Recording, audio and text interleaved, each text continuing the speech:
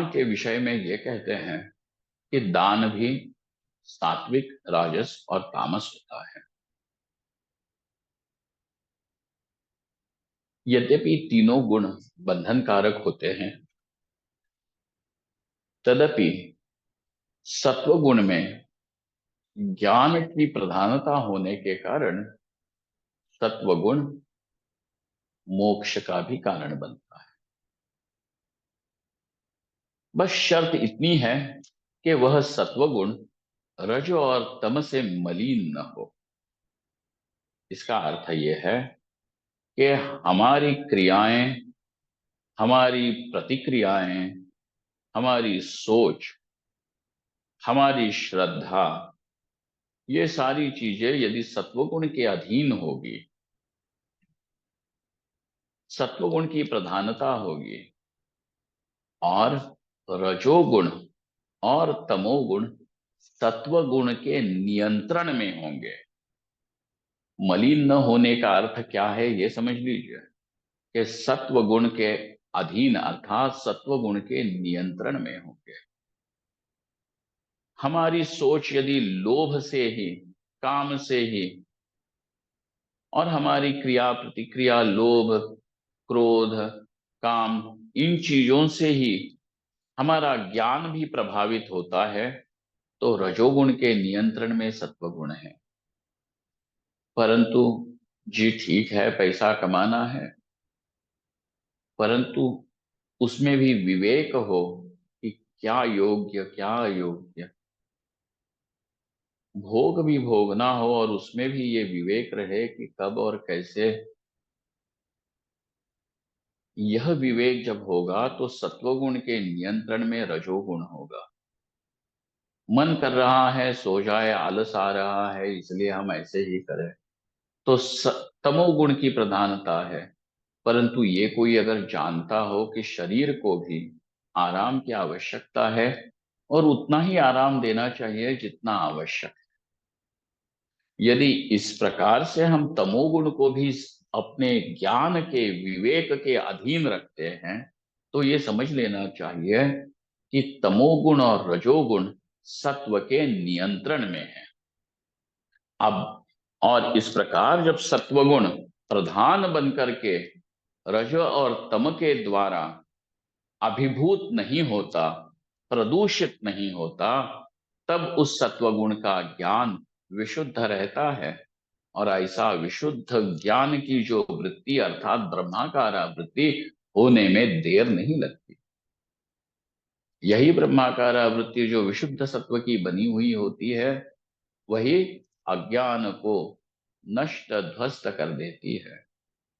इसीलिए हमें अपने जीवन को, अपनी क्रियाओं को, प्रतिक्रियाओं को, अपनी सोच को, अपने विचारों को, अपने आंतरिक जगत को जितना सत्व गुण में नहला सकते हैं, डुबा सकते हैं, उतना सत्व गुण के प्रभाव में ला।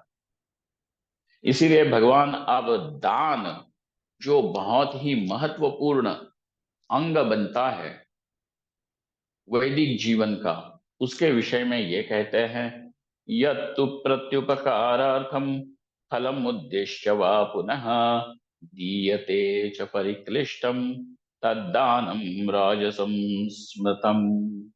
जब दान देते हो और उसके पीछे ये भावना रहती है कि इस आदमी ने मेरे उपकार के नीचे दबना चाहिए, 20 साल पहले तुमने उसको कहीं पे नौकरी लगा दी क्योंकि कहीं पे वैकेंसी थी, अब तुम ये सोचते रहो कि ये जीवन भर मेरे उपकार के नीचे ही दबा रहे, तो ये राजस है। यत्तु प्रत्युपकारार्थम, और उसने भी अब मुझे मदद करनी चाहिए, मेरा भी उपकार करना ही चाहिए। यद्यपि ये सारे जगत में लेन देन की बात चलती ही रहती है, परंतु हम अब अपने जीवन को जगत के नियमों से नहीं ढाल रहे हैं, हम अपने व्यवहार को अध्यात्म शास्त्र के नियमों से ढाल रहे हैं। सामने वाला गोबर खाता है इसलिए मैंने भी खाना चाहिए, ये नियम नहीं बना सकते, क्योंकि सब खा रहे हैं तो मैं भी खाता हूं, ये नियम नहीं हो सकता। मैंने क्या करना चाहिए ये मैं तय करता हूं, न कि सामने वाले क्या कर रहे हैं वो तय करेंगे। यत्तु प्रत्युपकारार्थम फलमुद्दिश्य वा पुनः। और जब तुम देते हो परिक्लिष्टम, बड़ा क्लेश करके दे देते हो, तो तद्दानम राजसम स्मृतम, ये राजस है। दिखावे के लिए भी दे देते हैं। घर के लोगों को तो तुम रख दोगे भूखा, और अपने को कोई बाहर का आदमी बड़ा कहे इसलिए उनको खिला दो। ये नहीं, उनको भी खिलाओ खिलाओ, परंतु विवेक पूर्वक करो। तो ये है राजस दान। अदेश काले, तामस दान कैसा होता है? अदेश काले यद्दानम अपात्रेभ्यश्च दीयते असत्कृतम अवज्ञातम तत्तामसमुदाहृतम। तुम ऐसे जगह में दो कि जो जगह दान देने योग्य नहीं। अब बार में जाकर के तुम टिप देते हो, लेकिन तुम्हारे घर में जब पंडित आता है तब उसके साथ तुम घिसा घिसी करते हो कि इतनी दक्षिणा तुम क्यों लेते हो।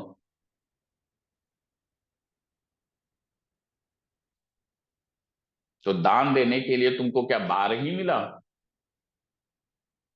देश, काल और पात्र, इन तीनों का भी विचार करके जो नहीं देता है, और असत्कृतम, सामने वाले को झूठा ठहरा करके, गलत ठहरा करके, उसको अपमानित करके जब तुम देते हो तो वो तामस दान। तो इस तामस और राजस दान से न अपने जीवन को चलाए। देना तो है ही, क्योंकि लेन देन चलता ही है। तो देना कैसा होना चाहिए? दातव्यम यत् दातव्यमिति यद्दानम दीयते अनुपकारिणे देशे काले च पात्रे च तद्दानम सात्विकम स्मृतम।